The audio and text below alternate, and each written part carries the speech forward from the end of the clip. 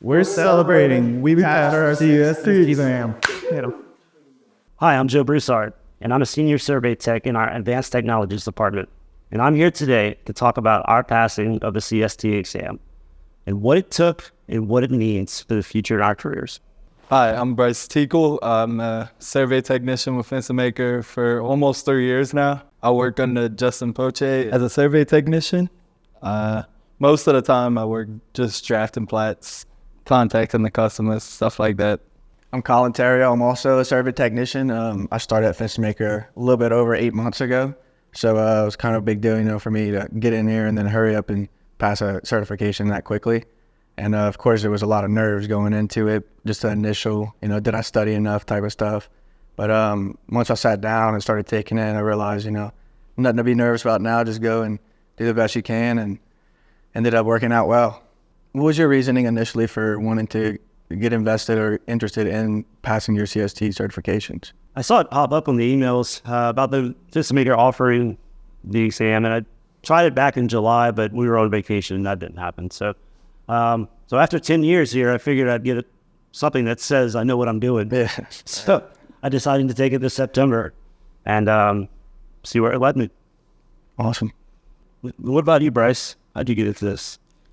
I'm trying to do as much as I can to advance my career as much as possible. I eventually plan on trying to become a licensed surveyor, so this was just like the first mini step into doing that.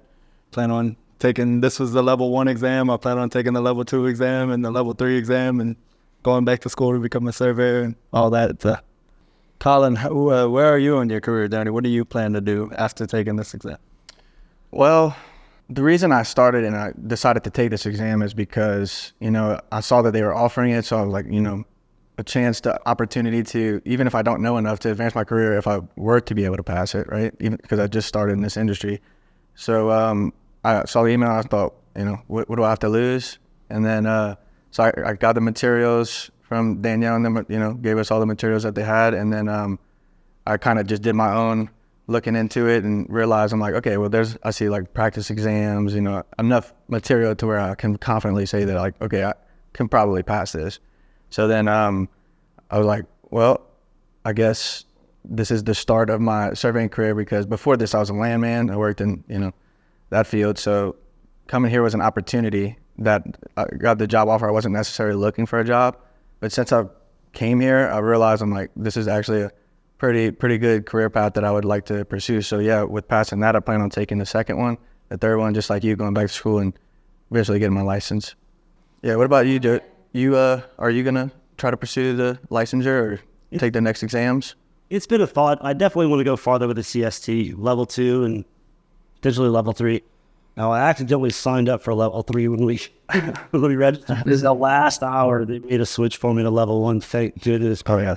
No, I see this as a potential stepping stone to whatever's next. I'm not sure what that is, but if professional licensure does come, I'm definitely open to taking that path. What about you, Collin? Like, did you get like more recognition or more respect, kind of, in a way? Yeah, I definitely think so. I got congratulated by a bunch of people. People were sending me messages and stuff. It kind of seems like it was a bigger deal than I initially realized. But yeah, besides that, I mean, I think it at least shows everybody that you're willing to, like you're actually interested and you're going to pursue this career. And that's just the first stepping stone of eventually, making it an entire lifelong career. Collin, what would you say to anybody out there that might be considering the survey field, or maybe doesn't even know anything about it? Like for me, I fell into survey. It just kind of fell into my lap. I just knocked on a door and all of a sudden I was in the surveying world. What would you say to somebody maybe considering that, or maybe pose an interest to somebody having taken this exam and having started here at Fenstermaker? What would you say to them? Well, I mean, it's kind of like anything else. There's people that know, like, for sure I want to do this and this is going to be my career path, so I'm going to go to school for this. And then there's people that, just like you and myself as well, it just kind of falls into their lap. It wasn't necessarily in their plans, but I can't speak for you, but I'm glad that it did, type of thing. And what I say is, like, if you get an opportunity to do something, definitely take it, because at least you can say that you tried it and you don't like it. And you might end up falling in love with that career path and might change your whole outlook or plans of what you want to do. So definitely research and talking to people that are experienced in that field will give you a really good idea. It's a lot better than talking to the people with experience rather than just looking things up on Google, because it's hard to know what to ask and what to look for. But they kind of will give you a better example, especially like shadowing someone like on their day-to-day. Just kind of, because it's hard to just come into something and have an idea of what it is. It's a different thing to truly experience what a day in the life of is like. And you might, sounds like you don't like something, and then you do it and try it, and then you end up loving it. So just go ahead and whatever you think you want to do, don't stop yourself from doing it because you're not sure if that's what you want to do. Try it, and then you can decide for sure whether you want to do it or not. So that's basically like how I feel about it. I know, I'm wondering, do y'all feel the same way about it? Or y'all have a little bit of different experience?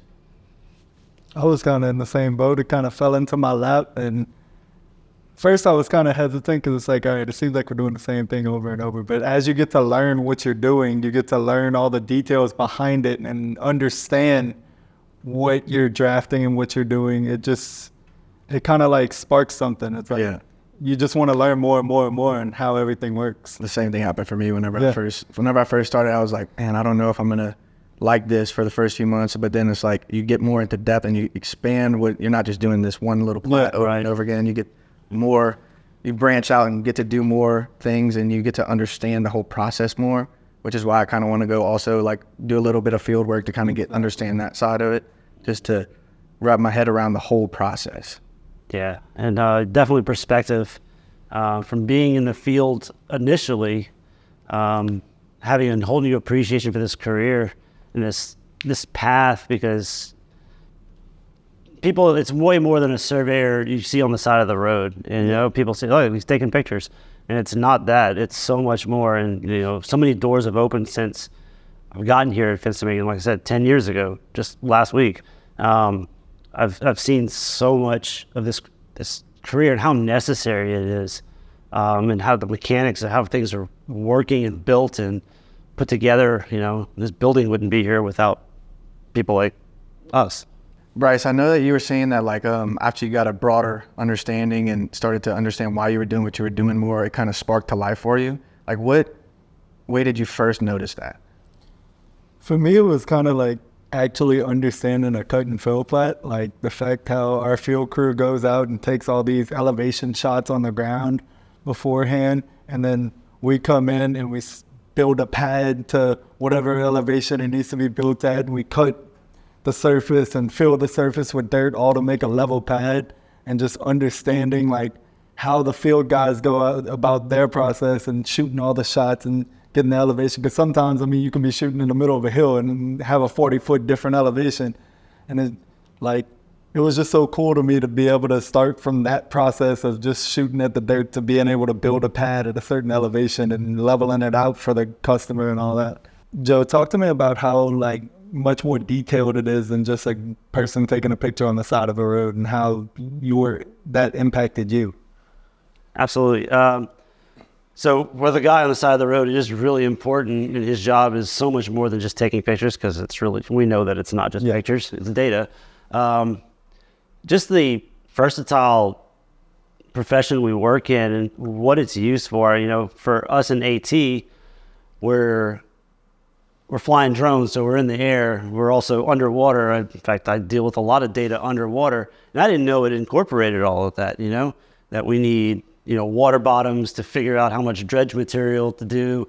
And we take aerial shots for overall photogrammetry and we can even get elevation shots from the drones with LiDAR. And there's so much more the pipeline work and what it takes from boundary to putting pipe in the ground, and just how much survey really is needed, just for everything, you know, for everything, not just our roads, our buildings, but our infrastructure, our refineries, our petrochem, our utilities, just how much goes into it with what we do, and how much technology that we use really is needed to make that happen and come to life in the office and for a client. I mean, Collin, you mentioned you were a landman before here. How does that play a role here at Fenstermaker? How do you take what you knew then, apply it now, and taking what you know now and looking back, and how did you mesh that? So I would say that coming in just like from the landman field, one thing that I immediately knew that some people struggled with coming in was like just how like township sections, ranges, and all that works. I used to use a lot of like unit plats that were created for like landowners and different, tracts, and it's cool to see like, okay, we're creating those now, and like it's cool to see the other side of where it comes from rather than just find it and I'm using it. I see why it's created, how it's created, and that's one of the things. There's not too much that goes into it besides, like ownership of certain properties. That's basically what I was doing as a landman, was just doing a lot of research of like who for sure owns this and what percentage of the minerals and surface and everything. You don't have to really worry about that as much, here. But that was a lot more just like there could be 40 owners in one, 4-acre tract for like they have 40 different mineral owners and then different surface owners. And so that was just a lot different. And I feel like understanding like the big picture of how anything works really helps you to understand it better. And whenever you're doing stuff, it allows you to make your own, decisions without having to, ask somebody about every little part of the process, because you understand why you're doing what you're doing and what the end result is geared to be. So that way you can kind of formulate your own decision, like this would make the most sense and then you can do that, implement it, and then you can run it by somebody who does know. And instead of asking them 40 tedious little questions, you can just be like, hey, I did this. Does that seem like it would be correct? And most of the time it will be if you know what you're trying to do in the end. That big picture mindset, and even though our role sometimes maybe seems small, like from the boundary side or the cut and fill side or the just putting it all together side, knowing your piece of that puzzle helps you appreciate that big picture and what that vision is, that somebody has this vision and that you're part of bringing it to life. Yeah, that's kind of why I want to get into like the fieldwork side a little bit too, to kind of, put another puzzle piece in to the big picture. Joe, you've been here 10 years. Can you speak to the culture here and how it's helped broaden your knowledge and how everyone's willing to share what they know? Absolutely. So everybody has a piece of this puzzle, and everybody's got their certain niche of some sorts. And it takes all of those aspects to sometimes bring one thing together. Now, I came from the offshore survey world. I didn't have much experience, so when somebody put a total station in front of me or a data collector in front of me, my eyes crossed.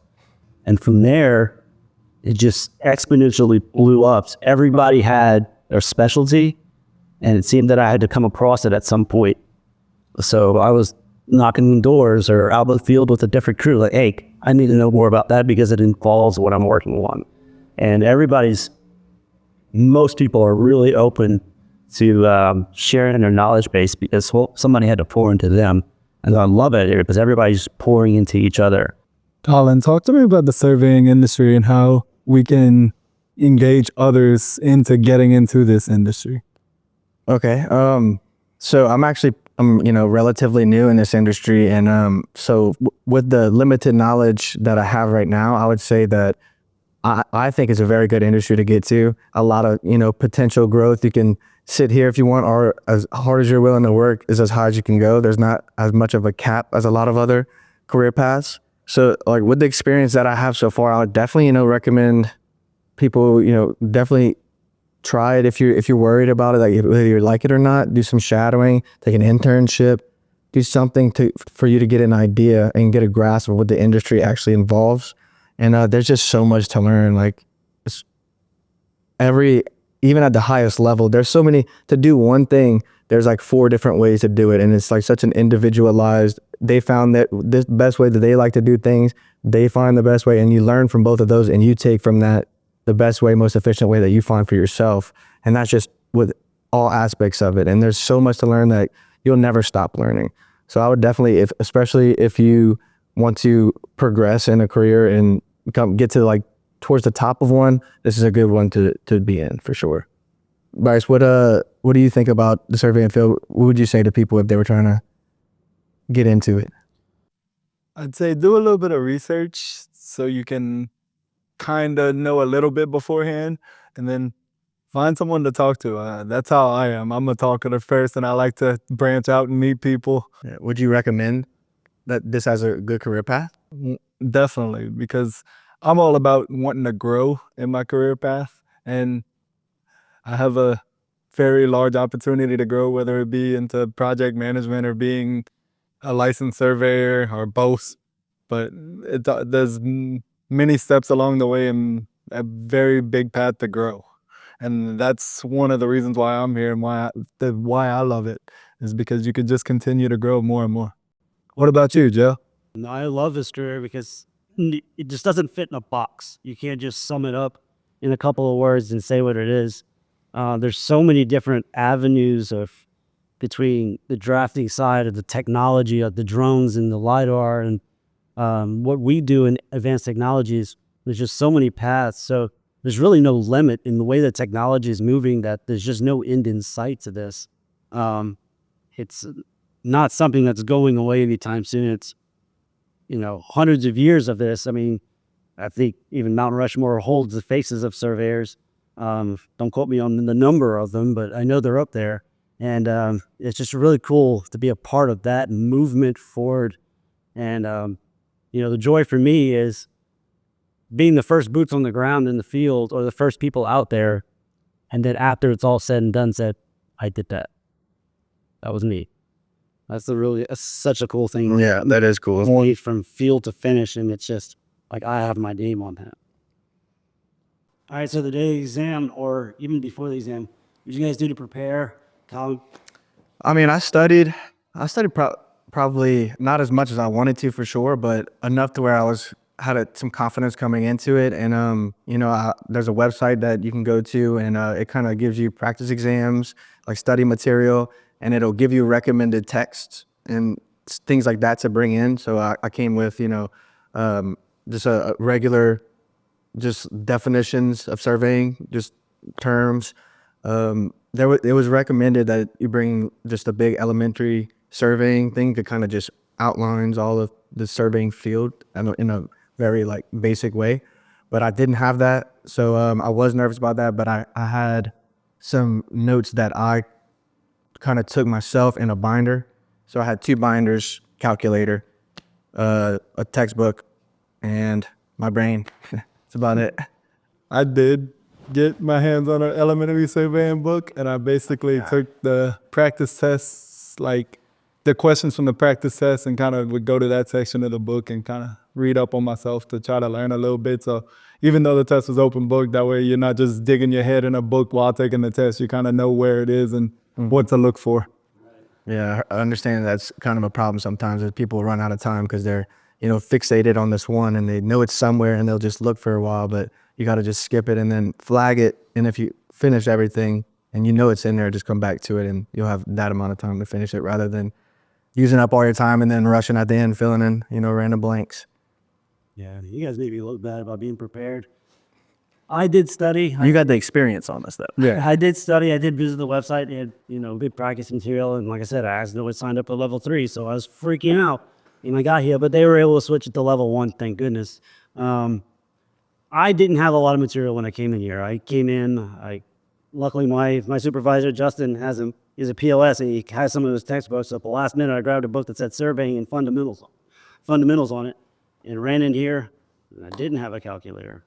Yeah, that's crazy. It was not prepared. So everything was done by hand. Luckily, we're homeschooling my daughter in algebra 2, so that came in handy. And I bet. But I think the field experience helped me a lot. Having 5+ years in the field, seeing it from a mechanical standpoint, it was a little different. But having that experience and that, that know-how, I was able to kind of work through everything and get it. Yeah. There was a decent bit of field work questions. Yeah. Very appreciative. 75 out of the 200 was field equipment. And that's the one thing that I'm pretty clueless about. So I had to, that's mainly that, and then a lot of just the math. Because on the practice exam, it was saying you needed to learn a bunch of trig, stuff that I learned in high school, but I haven't used in years. So I was I need to brush up on that ASAP. And there's one question on it. Yeah, and then it ends up being, I studied for 3 hours of this one subject, and it ended up being one question or something like that. Yeah, but I'm glad it did. No. Maybe it'll help me for the next one, for the number 2. Now I know what to do. Congratulations. Nice to you, man. meet you. Yeah, nice to meet you and good time with you. Good. Congratulations, man. Congrats. I'm happy for us and good luck on the next one. Yep.